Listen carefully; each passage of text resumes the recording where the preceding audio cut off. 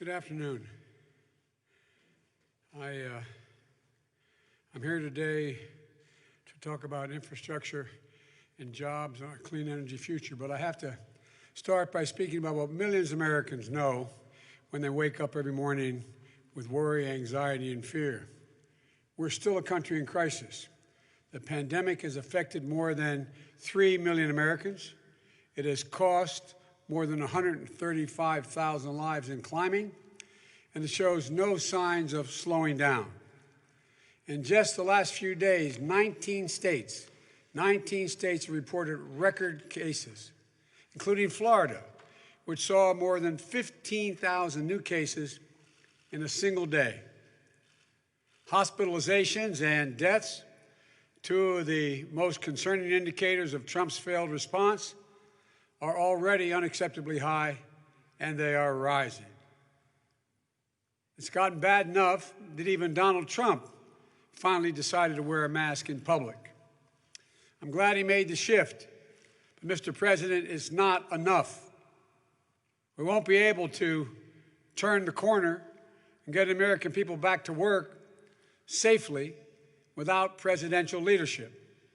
Mr. President, open everything now isn't a strategy for success. It's barely a slogan. Quit pushing the false choice between protecting our health and protecting our economy. All it does is endanger our recovery on both fronts. Mr. President, please listen to your public health experts instead of denigrating them. Do your job, Mr. President, because if we can't deal with the public health crisis, we can't deal with the economic crisis, or deal with almost 18 million Americans who are out of work and the incredible pain inflicted on small businesses and communities of color.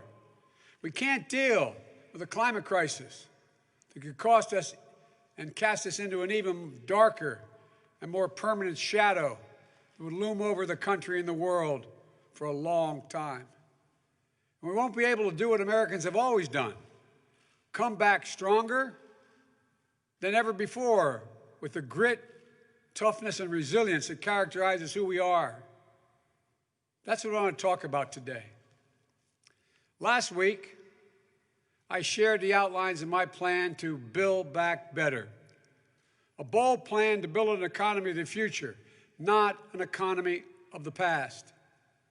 And the first plank of that plan rejects the defeatist view that automation and globalization mean we can't ensure our future is made in America, with American paying, good paying union jobs here at home, making it in America. We clearly can. Today, I'm here in Wilmington to talk about a second plank: how we can create millions of high-paying union jobs by building a modern infrastructure and a clean energy future. These are the most critical investments we can make for the long-term health and vitality of both the American economy and the physical health and safety of the American people. Even if we weren't facing a pandemic and an economic crisis, we should be making these investments anyway. 1 in 5 miles of our highways are still in, quote, poor condition, according to the American engineers. Actually tens of thousands of bridges are in disrepair and some on the verge of collapse, presenting a clear and present danger to people's lives. Tens of millions of Americans lack access to high-speed broadband. To get our people to work and our kids to school safely, to get our kids to market swiftly, to power a clean energy revolution in this country, we need to modernize America's infrastructure. Despite this overwhelming need, this president and the Republican Congress have simply failed to act. There's no other way of saying it. To continue to break the promises they've made to the American people. Donald Trump promised a big infrastructure bill when he ran in 2016. He promised it again in 2017, and then in 2018, and again in 2019. And now he's promising one again. Seems like every few weeks, when he needs a distraction from the latest charges of corruption in his staff or the conviction of high-ranking members of administration and political apparatus, the White House announces, quote, it's Infrastructure Week. How many times have you heard him say that? But he's never delivered. He's never really even tried. Well, I know how to get it done. In 2009, President Obama and I inherited an economy in free fall, and we prevented another Great Depression. We enacted the largest infrastructure plan since President Eisenhower's interstate highway system, not only creating good-paying jobs, but improving the safety and security of people on our roads. We made the largest investment in clean energy in history of the United States of America, $90 billion. And it put us on a path toward a thriving, clean energy economy, powering new economic growth and reducing energy costs. Here we are now with an economy in crisis, but with an incredible opportunity, not just to build back to where we were before, but better, stronger, more resilient, and more prepared for the challenges that lie ahead. And there's no more consequential challenge that we must meet in the next decade than the onrushing climate crisis. Left unchecked, it is literally an existential threat to the health of our planet and to our very survival. That's not up for dispute, Mr. President. When Donald Trump thinks about climate change, the only word he can muster is hoax. When I think about climate change, the word I think of is jobs. Good paying, union jobs that have put Americans to work, making the air cleaner for our kids to breathe, restoring our crumbling roads and bridges and ports, making it faster, cheaper, and cleaner to transport American-made goods all across the country and around the world. Jobs. Jobs to build and install a network of 500,000 charging stations along our existing and new highways that we build across this country, which not only will help America and the American automobile industry lead the world in manufacturing with electric vehicles, it will also save Americans billions of dollars over time in the cost of gasoline for their vehicles.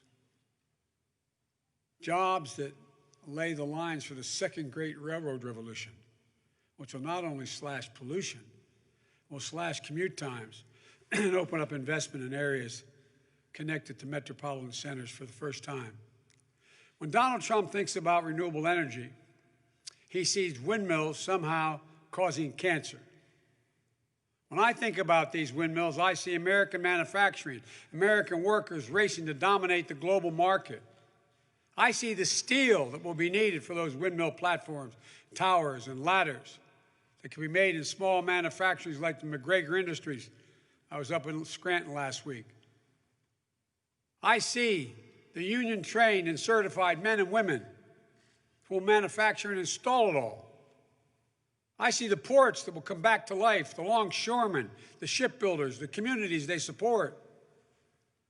When Donald Trump talks about improving efficiency by retrofitting lighting systems with LED bulbs, remember what he said? He said he doesn't like LED because, quote, the light's no good. I always look orange, end of quote. The light's no good. I always look orange. When I think about energy retrofitting for lighting, I see the incredible projects like the one right here in the Chase Center. I see small businesses like Preferred Electric that design and install award-winning energy conservation measures, reduce consumption of electricity, and save businesses hundreds of thousands of dollars in energy costs per year. I see master electricians and union workers who went through union apprenticeships, who start off good wages and quality benefits that only grow from there. These investments are a win-win-win for this country, creating jobs, cutting energy costs, protecting our climate. That's why today I'm releasing my plan to mobilize millions of jobs by building sustainable infrastructure and an equitable clean energy future. In my first 4 years, we're going to give 4 million buildings all across this country the same energy makeover that you get here at Chase, the Chase Center. It's going to create at least 1 million jobs in construction, engineering, and manufacturing in order to get it done. It's going to make the places where we work, we live, we learn, healthier, improving indoor air quality and water quality. It's going to save tens of billions of dollars in energy cost over time. That's all real. We're not just going to focus on commercial spaces, though. We're going to give direct support to help families do the same thing for their homes. We're going to offer cash rebates and low-cost financing to upgrade energy and efficient appliances and windows, improvements that will cut their monthly energy bills and over time save them thousands of dollars a year.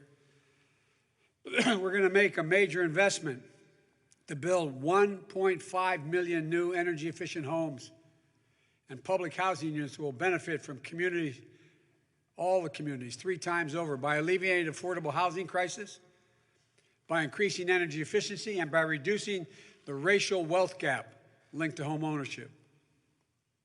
Last week, I talked about using the purchasing power of the federal government to reinvigorate domestic manufacturing.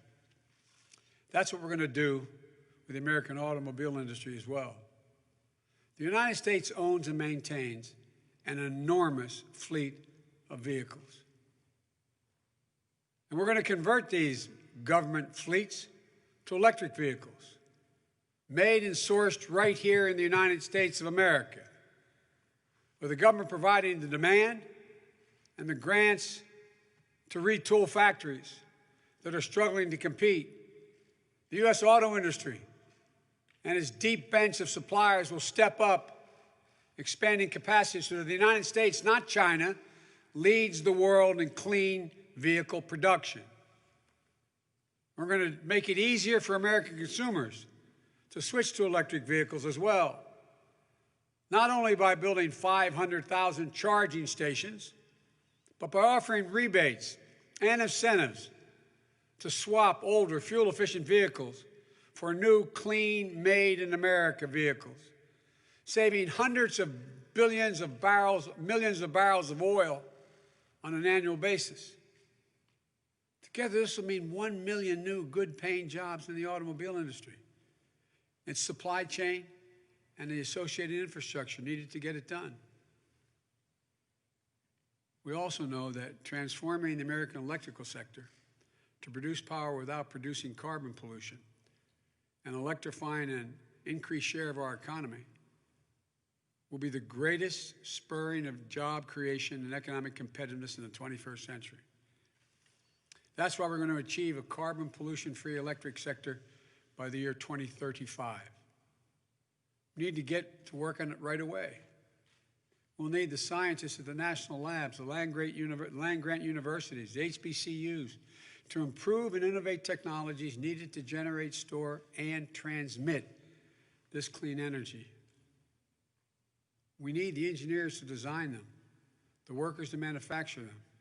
We need iron workers and welders to install them. We'll become the world's largest exporter of these technologies, creating even more jobs. We know how to do this. Our administration rescued the auto industry and helped it retool, made solar energy the same cost as traditional energy, weatherized more than 1 million homes, and we'll do it again, but this time bigger and faster and smarter. And as we do this work, we need to be mindful of the historical wrongs and the damage that American industries have done in the 20th century, inflicting environmental harm on the poor and vulnerable communities, so often Black and brown and Native American communities. Polluted air, polluted water, toxins raining down from communities that bore the environmental and health burdens but shared none of the profits. Growing up, breathing that in every day, it's poison. And it's partly why there are such incredible rates of childhood asthma in Black and brown communities. Why Black Americans are almost 3 times more likely to die of asthma-related causes than white Americans. It's Cancer Alley in St. James Parish in Louisiana. That's the cancer-causing clusters along Route 9 right here in Delaware. And that's why today I'm also releasing a State of the Environment Justice policies that build on my existing plan. This is an area of incredible opportunity for economic growth for our country, but we have to make sure that the first people who benefit from this are the people who were most basically hurt by it historically in the last century by the structural disparities that exist. I'm setting a goal to make sure that these frontline and fence line communities, whether in rural places or center cities, receive 40% of the benefit from the investments we're making in housing, in pollution reduction, in workforce development, in transportation, across the board. And we're also going to create jobs for people by cleaning up the environmental hazards that have now been abandoned. You saw the front page of the Times 2 days ago. All these places that are going bankrupt, except for the benefit that's going millions and millions of dollars going to the CEOs. More than 250,000 jobs right away to do things like plugging millions of abandoned oil and gas wells that exist all across the country, posing daily threats to the health and safety of our communities. We're going to hold accountable those CEOs and corporations that benefit from decades of subsidies, then just walked away from their responsibilities to these communities, leaving the wells to leak, pollutants to continue to spew, greenhouse gases flowing into the air and the water. We're not only going to repeal those subsidies, we're going to go after those golden parachutes the CEOs gave themselves before declaring bankruptcy to make sure that workers receive the benefits and retirement they were promised. Let's create new markets for our family farmers and our ranchers, a new modern-day civilian climate corps to heal our public lands, to make us less vulnerable to wildfires and floods. Look, these aren't pie-in-the-sky dreams. These are actionable policies that we can get to work on right away. We can live up to our responsibilities, meet the challenges of a world at risk of a climate catastrophe, build more climate-resilient communities, put millions of skilled workers on the job, and make life markedly better and safer for the American people all at once and benefit the world in the process. The alternative? Continue to ignore the facts, deny reality, focus only on technology of the last century instead of inventing the technology that will define this century. It's just plain un-American not to. This is all that Donald Trump and the Republicans offer. Backward-looking policies that will harm the environment, make communities less healthy, hold back economic promise, while other countries race ahead. It's a mindset that doesn't have any faith in the capacity of the American people to compete, to innovate, and to win. It's never been a good bet to bet against the American people. And when you do, it will exact a deadly cost. I know better. I know you do as well. I know what the American people are capable of. I know what American workers can accomplish when given the room to run. I know the climate change is a challenge that's going to define our American future. I know meeting the challenge will be a once-in-a-lifetime opportunity to jolt new life into our economy, strengthen our global leadership, protect our planet for future generations. And if I have the honor of being elected president, we're not just going to tinker around the edges. We're going to make historic investments that will seize the opportunity and meet this moment in history. We're going to get to work delivering results right away on day one. We're going to reverse Trump's rollbacks of 100 public health and environmental rules, and then forge a path to greater ambition. We're going to get back into the Paris Agreement, back into the business of leading the world. We're going to lock in progress that no future president can roll back or undercut to take us backward again. Science requires a timetable for measuring progress on climate that isn't 3 decades or even 2. Science tells us we have 9 years before the damage is irreversible. So my timetable results is in my first 4 years as president. The jobs we'll create, the investments we'll make, and the irreversible steps we'll take to mitigate and adapt to the climate change and put our nation on the road to net zero emissions no later than 2050. So let's not waste any more time. Let's get to work now. Now. Thank you. Mr. Vice President, time for a few questions.